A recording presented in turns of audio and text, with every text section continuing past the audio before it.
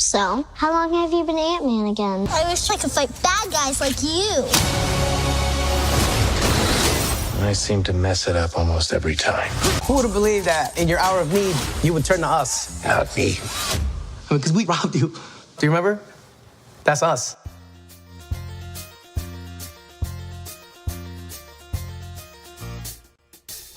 Hello world is a song that we're singing. Come on, get happy.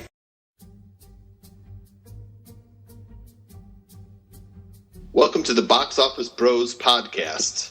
Box Office Bros is a part of the Bears Barroom Radio Network. I'm John Santucci. Call me Tooch. With me, as always, is my co-host Joe Mandel. Joe, how are you? Doing well, man. Glad to be here. Ready to talk about Ant-Man and the Wasp. Awesome. Our guest tonight is cartoonist and comic book fan Ethan Colchimero from Oak Park, Illinois. Ethan, how are you? I'm good, fellas. Thanks for having me back on. All right, Ethan, welcome back. Do you guys want some juice boxes and string cheese? I mean, if you have it. I was listening to some Morrissey. They're going to just go to the fridge and... All right, so what a great movie, guys. Everyone's in a good mood. And we're going to bring in Aurora Colchimero. Aurora, are you there? Yes. What did you think of Ant-Man and the Wasp? It was a good movie. It really was. It really was. What did you think of Cassie? I think she was really brave. Wasn't she great? She actually reminded me of you. But I have one question for you. Is your daddy the world's greatest grandma? No. He's the world's greatest cousin. Nice. Well, go ahead, Ethan. You got some questions for Aurora? Yeah, so Aurora, our daughter here, is here to give the kid perspective. Aurora, do you think that this is a good movie for kids? Yes. What's a good age range for Ant-Man and the Wasp? I think 7 or 8. Mm-hmm. And who do you think also might like it? Really young adults. Mm-hmm. Yeah, what do you think they would like about it?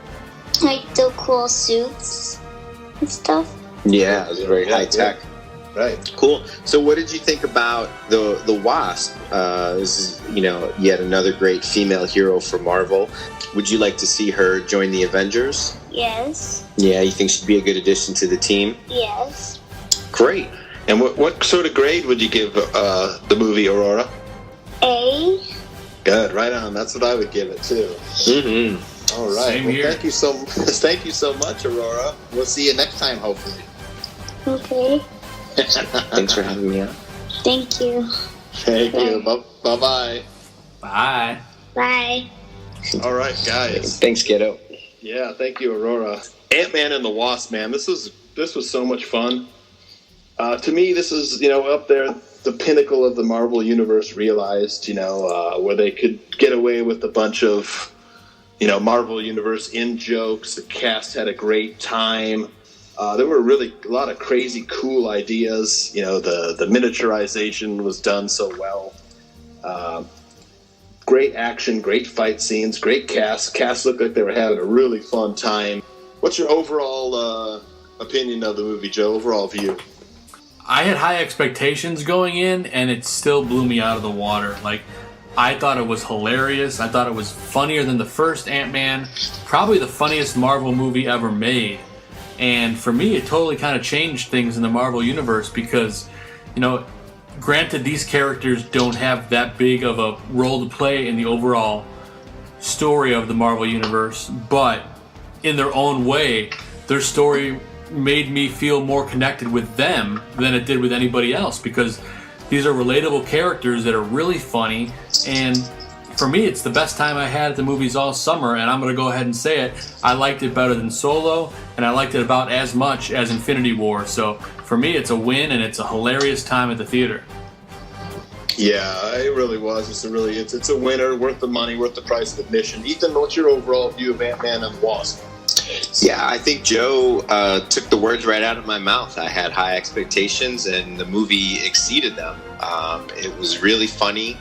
A great sort of palate cleanser after the heaviness of Infinity War. It was really refreshing to me to see a movie that had really high stakes for the characters involved, but the whole world is not in jeopardy. You know, all of these movies can get so overblown with skyscrapers being destroyed and entire cities being decimated, and this movie doesn't have any of that. There's a lot at stake for the characters, and it never feels slight, but it's just a lot more fun and a lot more of an adventure than we've seen this summer so far.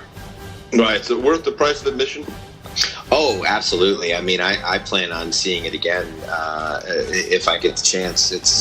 Joe and it's I a were blast. talking about that too. We both see we would go see it again. You know, that's the mark of a great movie.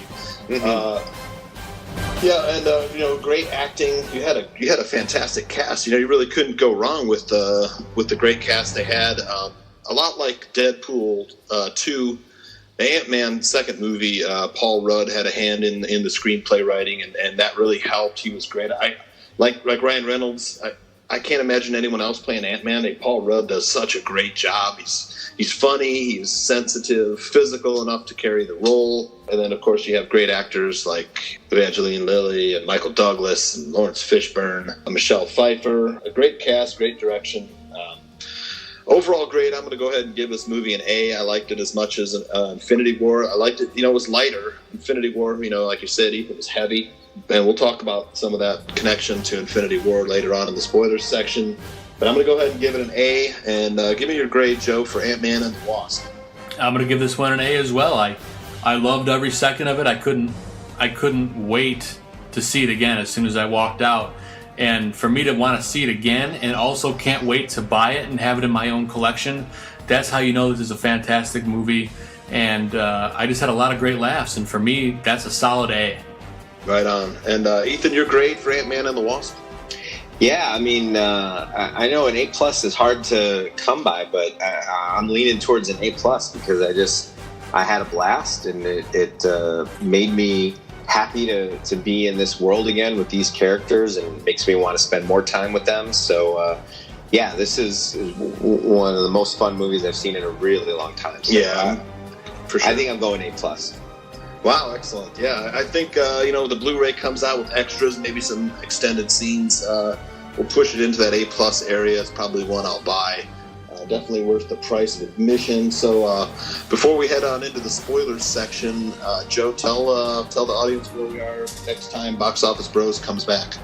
Yeah, so I don't know if we're 100% on this, John, but I know you and I were talking about doing Skyscraper next week. Now, whether or not that comes to fruition, I'm not 100% sure, but we're going to plan on doing Skyscraper next week.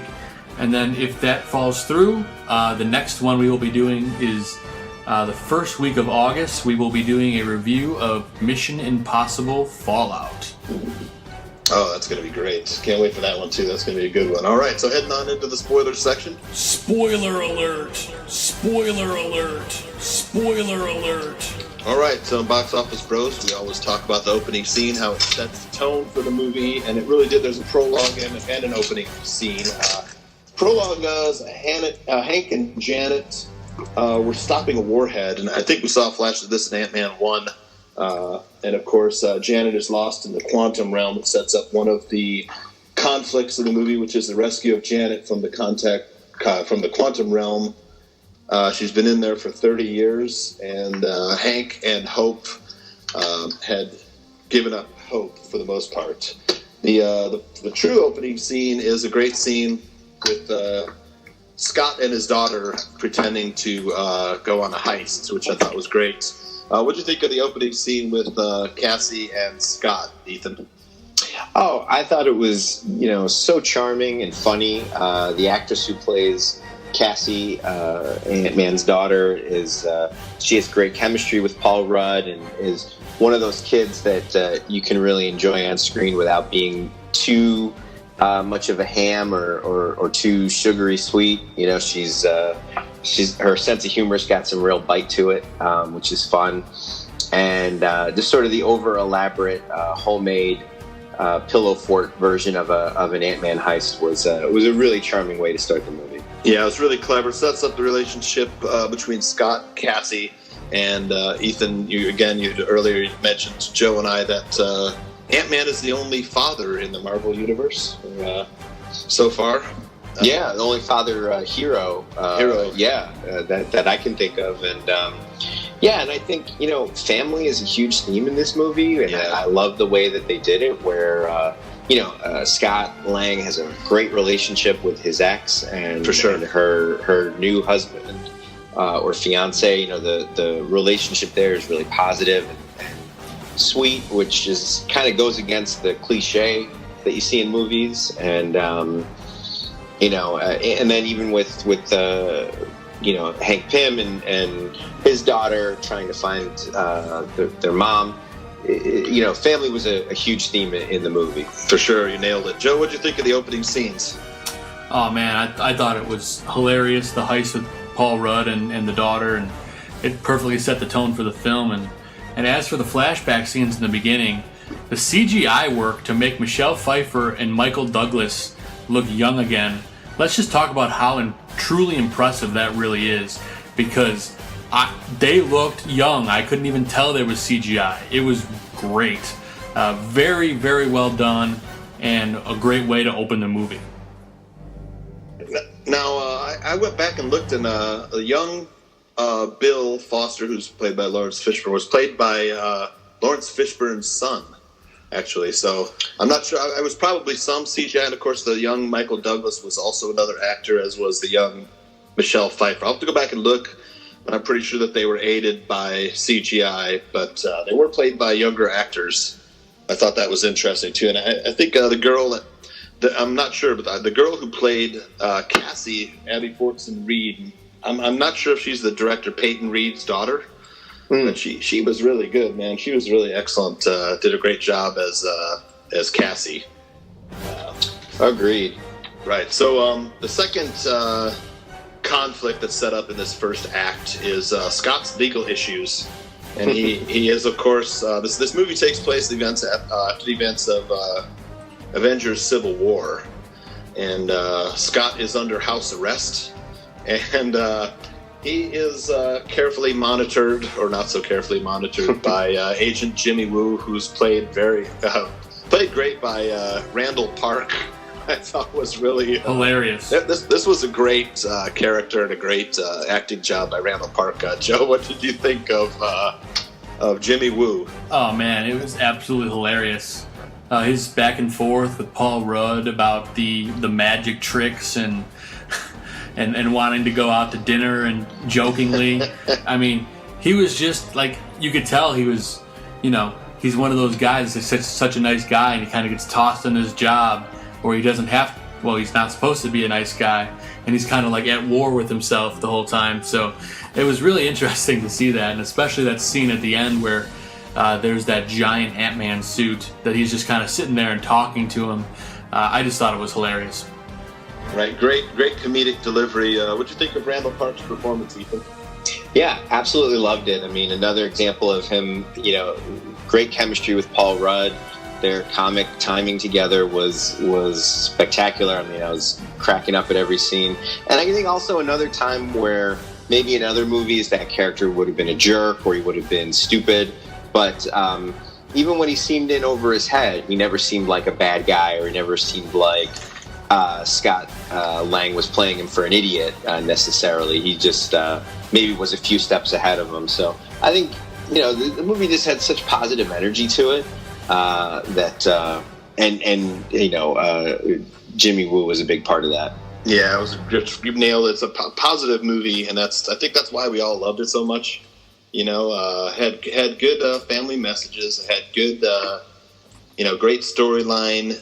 Everybody, coming together, a lot of teamwork, and overall, in a positive direction for the characters and the Marvel Universe. So, Scott has an ankle monitoring bracelet, and of course he's been home confinement, and he's running a business with his partners from the last movie, Luis, Dave, and Kurt. And what'd you think of the name of their company, Joe? Gotta love it, man. Ex-Con Security Service, baby. I love that. Yeah, it was great. This was a great time. This movie took the time to develop Luis more, and he was a great character in the first movie too. And you really felt they gave him a little more spotlight this time, and it really paid off. Michael Pena was fantastic. Ethan, what'd you think of Michael Pena around this time? Oh, I thought he was phenomenal. You know, I think that the whole ensemble of led by Luis of the ex-cons, great addition to the film. The fact that they brought him back and expanded their role was great. The moment when they give Luis a truth serum and he goes into one of his epic stories. Great. It was just hysterical. And I remember reading in the first film that Michael Pena was really nervous because he had never done a comedy before. He'd only done dramatic films. And now it's like, you just think of him as he was nervous to be doing a comedy with a guy like Paul Rudd. Right. And now it's just, you just think of him as a comedic genius on that same level. Yeah, he was fantastic. So many, they mined it for all of its worth, Luis's character, from the truth serum scene, the story. My son and I were high-fiving during that part. It was so funny. We were laughing so hard. Hysterical. And, of course, the scenes where he's riding around with Hope, in the car, shrinking and growing and shrinking and growing. There's so many great the miniaturization scenes and enlarging scenes were so creative, especially with the fight scenes. It had this movie, we got what we wanted, Joe. We were complaining about how the fight scenes weren't as good. You got great fight scenes between Ant-Man, the Wasp, and Ghost. Oh yeah, Ghost, a great character. Her story was one of the struggles. Was her struggle to get back to normal. She was a reluctant villain, played great by Hannah John Kamen. I wasn't familiar with her. I mean, I looked back and I had seen her in a few things, Game of Thrones being one of them, and she was really excellent as Ava. Ethan, what'd you think of her performance? I thought she was great. I mean, here's someone, like you said, is kind of newer to the screen and is in scenes with people like Lawrence Fishburne and Michael Douglas and is able to hold her own. And the fact that, again, kind of going back to that theme of positivity, she was a sympathetic villain. You really felt for her. And, right. Ant-Man and the Wasp, I think once they learned more about her, were more concerned with helping her than just like killing her or defeating her, which is another great theme that that these are heroes and they want to help everybody. And I thought that was another kind of refreshing thing after seeing a lot of death and destruction in our adventure movies this summer. Right. And I'm going to think back to the scene where we first meet the Ghost, and it sets up the fourth conflict, which was the multiple attempted thefts of Hank Pym's technology. And the main character behind the theft attempts was Sonny Birch, played by Walton Goggins, veteran character actor. Joe, what'd you think of Sonny Birch? Man, he was incredible, man. He played like this great Southern kind of villain that was kind of like he kind of gave you this wholesome vibe at first, and then he kind of turned it on, and he was this really evil dude. And it kind of hit extra home with me because I spent the 4th of July in the Smoky Mountains in Tennessee, and I came back and saw this movie on Sunday, and there's this Southern guy who plays the villain, and I'm like, he's got that Southern charm down, man. I really enjoyed his performance, and it was especially hilarious towards the end when he got the truth serum, but overall I thought he did a great job. Yeah, he that's part of the great cast. This cast seemed like they had a really fun time. And let's talk about some of the veteran actors in this movie, led by Michael Douglas. And for me, it brought back some memories of seeing Michael Douglas on the streets of San Francisco. For me, brought back memories of when he first broke into the entertainment industry. He played Detective Weller in the streets of San Francisco. That movie, I was probably.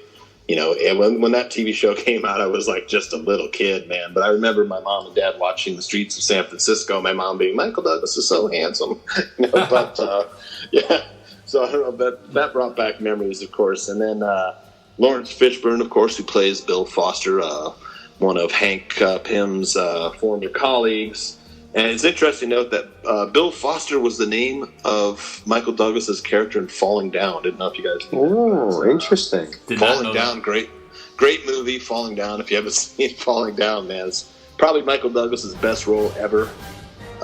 If you haven't seen it, just really have to go check it out. So, great action scenes, the car stunts, expert direction by Peyton Reed. Great pace. There was never a dull moment. 2 hours went by super fast, and when you left, you wanted more. And that's a sign of a great movie. What did you think of the direction of this movie, Ethan, by Peyton Reed? Yeah, I mean, I think Peyton Reed is absolutely the right director for this material. I mean, his other movies, Down with Love, is a movie I really appreciated for its humor. Great movie.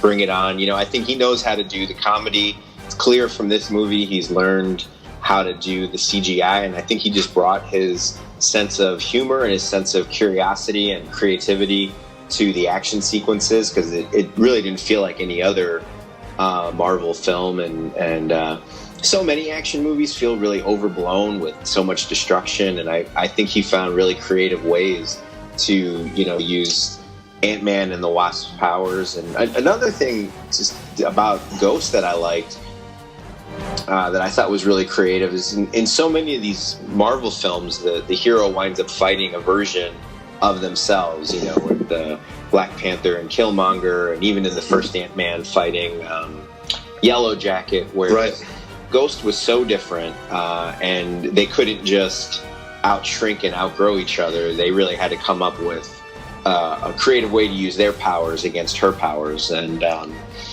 so that was another thing I really appreciated about this film. Right, the fight scenes were fantastic. The teamwork between Ant-Man and the Wasp, especially in the the fight scene in the French restaurant was great. When we first encounter the Ghost. And Joe, what'd you think of the fight scenes? We got what we wanted, huh? Yeah, it's about time, really. I mean, we had so many bad fight scenes this year, and they finally got it right.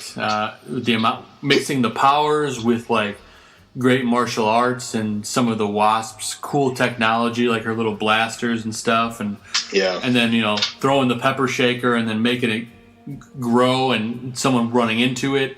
It was just a great variety of things that kind of factored into these fight scenes, and I can't even imagine how long it took to concept and get that all together, because it was done masterfully. It really was. So before we wrap it up, I want to talk about the third act, which was the car chase and the attempt to get back Hank Pym's laboratory, which was a great shrunken building that was kind of like a Pullman suitcase, which I thought was fantastic. Yeah. And it culminates with a battle in escape in San Francisco Bay Harbor, Pier 39, with a gigantic Ant-Man. Giant man. Scene. Yeah, giant man, of course, and all of the characters coming together, of course, to finally win the day. So, what do you think of the ending? The first ending, let's just call it this, the ending of the third act, before we talk about the actual ending, Ethan? Yeah, I thought that was a great way to wrap up the film. There was some great comic callbacks to the Truth Serum. Yes. There was. I was really pleasantly surprised that Ghost kind of chose to turn herself in. Like, she knew that she had some sins to atone for, and now that she was somewhat cured of the affliction that made her a villain, she was kind of ready to pay her debt, which was another, kind of going back to that theme of making the right choice and positivity. And you still got, the real bad guys, Walter Goggins and his crew got, some good comedic comeuppance. And, the reuniting, Hope with her mom and Dr. Pym with his wife was a huge payoff. And I have to also give a very special, props to Paul Rudd for the scene where he plays Janet Van Dyne. Yes. Just hysterical. Unbelievable. And he sold it too. I mean, you believed the you believe the pathos and the comedy. So that not a lot of actors could have pulled that scene off, but that was a huge high point for me. Right. It was exciting. It was an exciting third act, especially with the race against time and Hank going into the quantum realm, which really provided some great, really crazy, cool ideas, with the shrinking down and the weird things that was in the quantum realm, the colorful, and finally reunited with his wife, played by Michelle Pfeiffer, and then the reunion of their family, including Scott. And I thought I really would have liked Hope and Scott to have a little bit more romantic scenes, but I thought it was still well done. What did you think of the ending, Joe? The first ending? Yeah, I liked it. It felt a little bit buttoned up for me, but I still really liked it. It felt a little too happy-go-lucky, and I was very relieved once the mid-credit scene rolled around. Right. So let's before we head on and talk about the actual ending, I want to talk about the great job that Evangeline Lilly did too as the Wasp. Great heroine now for hopefully we see more of the Wasp, and of course Evangeline Lilly very easy on the eyes. She really did a great job acting too. Let's head on into the actual ending, which is Hank, Janet, Hope, and Scott are on the roof of a building, and they built a smaller quantum tunnel. They shrunk the big one, actually. Right, so they shrunk the big one. Of course, they have Luis's van. They are getting energy from the quantum realm to help Ghost. Scott is sent into the quantum realm and ends up being stranded there. And I'll let you talk about that, Ethan. Yeah, that was a big callback to Infinity War. And I remember going into this film wondering how, if at all, it was going to tie into Infinity War. And by the end of the movie, I was so engrossed in the adventure that these characters were on, I completely forgot about any connection to Infinity War.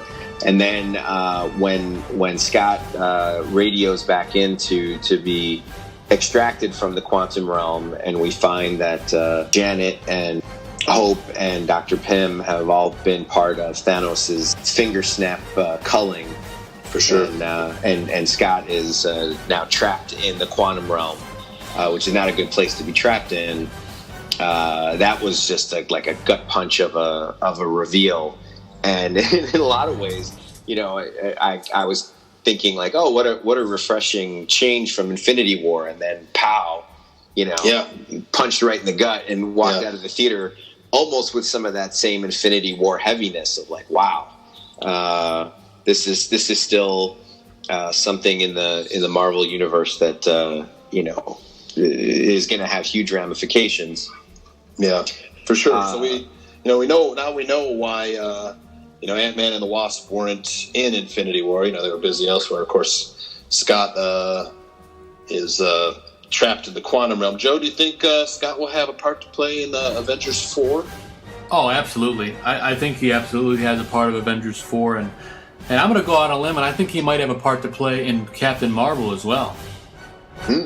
That comes out in March. Very good. That comes out before the next Avengers, so keep an eye out for that, because we know Captain Marvel can travel through space and time, I believe. Wow, very good call there. All right. Yeah. So, way to wrap it up. All right, so wrapping it up for Box Office Bros, both you guys are going to recommend the movie to our audience. And Ethan, tell our listeners where we can find you on Twitter. Absolutely. I am at Ethan Colchimiro on Twitter. And you can also follow my cartooning on Facebook at Ethan Drew That. It's facebook.com/Ethan Drew That. Right on. And Joe, where can we find you on Twitter? You can find me at Joe Mandel. And then also for our fantasy football related questions, you can find me and Tooch at FFBGoon. So we will be very busy in the coming weeks, Johnny boy. Yes, we will. We are part of the Bears Barroom Radio Network, Fantasy Football Goon, and the Box Office Bros. Follow the Box Office Bros podcast at the BOB Podcast on Twitter. And follow me on Twitter, Santucci_John. And you can find all of our podcasts at bearsbarroom.com. So for Box Office Bros, thanks again, Ethan, for being with us. Thanks for having me, guys. And Joe, thanks again for always being there on Box Office Bros. Hey, not a problem, bud. And before we wrap up, a big congratulations to you on the birth of your daughter. Oh, Thank you. Thank you very much. Right, Camilla Rose Santucci was born July 7th. Oh, Yeah, what a very sweetheart. excited. Yes, very excited. Thank you, guys. So for Box Office Bros, this is Tooch signing off. We'll see you at the movies. Because we robbed you. Do you remember? That's us.